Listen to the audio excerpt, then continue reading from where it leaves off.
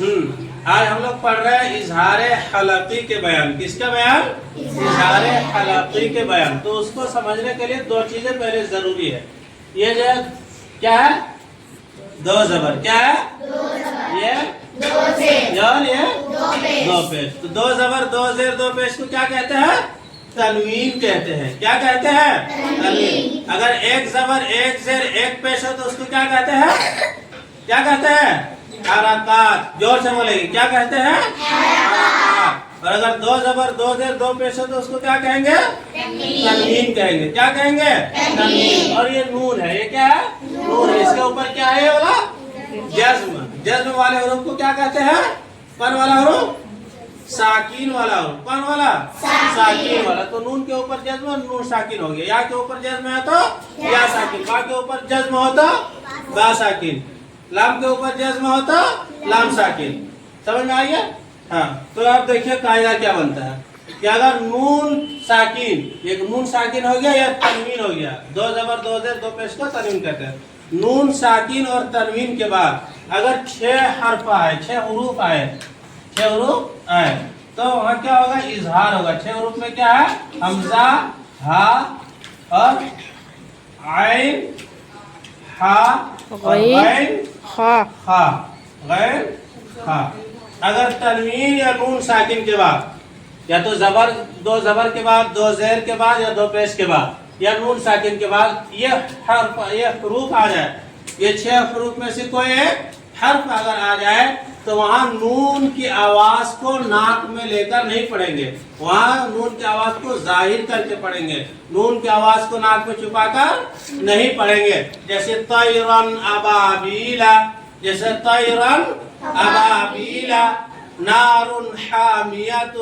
یا طیرن ناک میں آواز لے جا کر نہیں پڑھیں گے. سمجھ میں آ رہا کہ تنوین یا نون ساکن کے بعد اگر حروف حلقی آئے تو اس کو نون ساکن یا تنوین کی آواز کو کیا کرنا ہے؟ ظاہر کر کے پڑھنا ہے. کیا کر کے پڑھنا ہے؟ ظاہر کر کے. یہ لفظ بھی یاد کر کے. حمزہ ہا عین ہا غین ہا. یہ حروف حلقی کیوں کہتے ہیں؟ یہ حلق سے نکلتا ہے. کہاں سے نکلتا ہے؟ حلق. حمزہ ہا یہاں سے. حمزہ آیا یہاں سے. عین ہا یہاں سے. اور غین خا یہاں سے. تو سمجھ میں آ گیا؟ جیسے ہم مثال دے رہے ہیں. جیسے طیرن ابابیلا. ابابیلا. طیرن ابابیلا. را کے اوپر کیا ہے؟ دو زبر ہے. کیا ہے؟ دو زبر ہے. اور دو زبر کے بعد کیا آیا؟ کون سا حرف آیا ہے؟ یہ 6 حرف میں سے کون سا حرف ہے؟ حمزہ ہے. کیا ہے؟ حمزہ. اس لیے کیا کریں گے؟ یہاں دو زبر کی آواز کو ظاہر کر کے پڑھیں گے. کیا پڑھیں گے؟ ظاہر کر کے پڑھیں گے. طیرن ابابیلا. کیا پڑھیں گے؟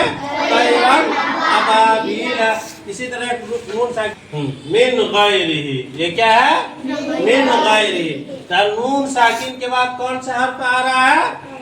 غین. یہ 6 حرف میں یہ 6 حروف میں سے کون سا حرف آ رہا ہے؟ غین آ رہا ہے. تو یہاں نون ساکن کی آواز کو کیسے کر کے پڑھیں گے؟ ظاہر کر کے پڑھیں گے. کیسے پڑھیں گے؟ ظاہر کر کے پڑھیں گے. یعنی گناہ نہیں کریں گے.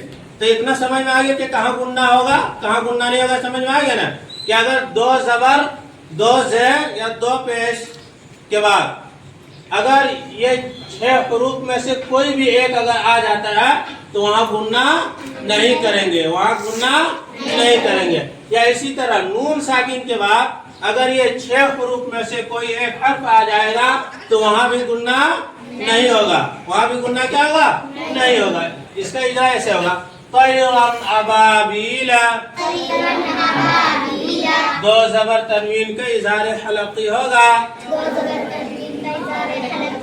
دو زبر تنوین کے بعد حروف حلقی کے 6 حروف میں سے حمزہ آیا ہے. اس لیے دو زبر تنوین کی آواز کو ظاہر کر کے پڑھیں گے. من غیرہ. نون ساکن کا اظہار حلقی ہوگا. نون ساکن کے بعد حروف حلقی کے 6 حروف میں سے غین آیا ہے. اس لیے نون साकिन की आवाज को जाहिर करके पढ़ेंगे। यह हरूफ हलकी, यह हरूफ हलकी कहाँ से निकलता है? हलक से। कहाँ से निकलता है? हलक से निकलता है। अगर ये कहीं आ जाए तो गुन्ना नहीं करना है। सबसे अहम सबक है, गुन्ना नहीं करना है। अब इसके बाद कहाँ गुन्ना करना है उसको बतलाएंगे। ठीक है, बंद करो।